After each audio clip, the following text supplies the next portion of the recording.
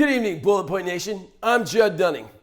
Welcome to BPN's new weekly show, Unapologetic. Our 3 to 5 minute weekly weaponized news you can use, mostly to get blamed for racially destroying America 401 years ago before it even existed. Israel and Palestine just entered a ceasefire. Ceasefire meaning Hamas ran out of rocket money. Maybe in order to maintain peace, Hamas can focus their energy on doing something more positive and invest in Gaza's GNP of Slade, rock, and gravel, and convert it into a Flintstones bedrock city amusement park, a safe place for boys and girls of all ages to throw rocks without consequence. Biden's Middle East policy toward Israel can be summed up with one quote: Israelis shouldn't kill Hamas, they should shoot him in the leg or something.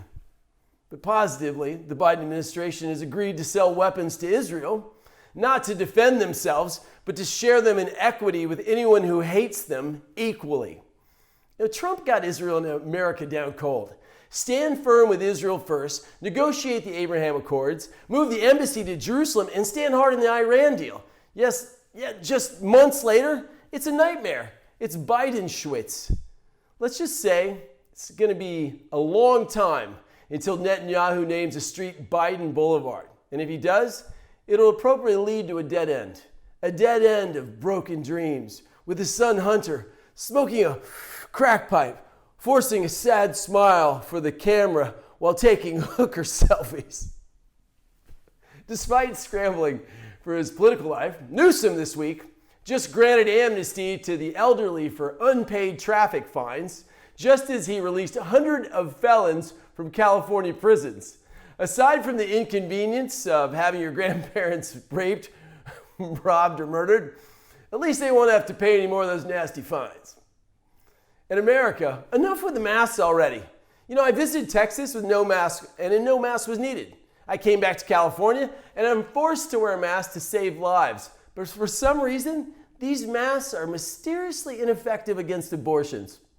I guess all the healthier red states are just being reckless, following their Neanderthal ways with the CDC guidance to take off their masks, especially when reports came out that just 6% of COVID deaths were actually linked to COVID alone. I have proof. At first, I thought I had COVID because I couldn't breathe. Then I unbuttoned my pants, and you know what? Everything was okay. Oh, and okay meaning okay, not white power, you freaking douchebag trolls. Get a life. And if I was to follow liberal logic, I would begin by walking around wearing a condom all day. It's not that difficult, and it would save just as many lives as an already vaccinated person walking around with a mask. Numerous migrants got caught this week at the border seeking asylum wearing brand new camouflage outfits.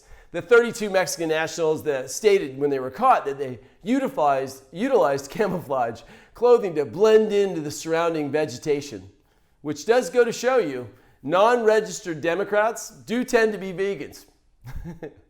And of course, wearing the latest for these illegal fashionistas makes sense. I mean, who would want to be caught dead seeking asylum in last year's camouflage, or should I say camouflage in French?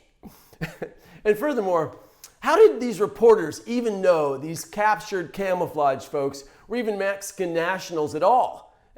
As we all know, Democrat voters don't carry IDs. And after all, according to liberals, they're nearly impossible to get. Unless, of course, it's to acquire a 9mm or more essentially a 40-ounce Colt 45. After all, how else are these to-be-soon underemployed people going to carb load before taking that long government bus ride to the East Coast to keep COVID going? Thanks for coming to Unapologetic, our war on behalf of free speech. And more importantly, never forget the words of the great George Washington. If the freedom of speech is taken away, then dumb and silent we may be led like sheep to the slaughter. God bless you. God bless America. God bless television.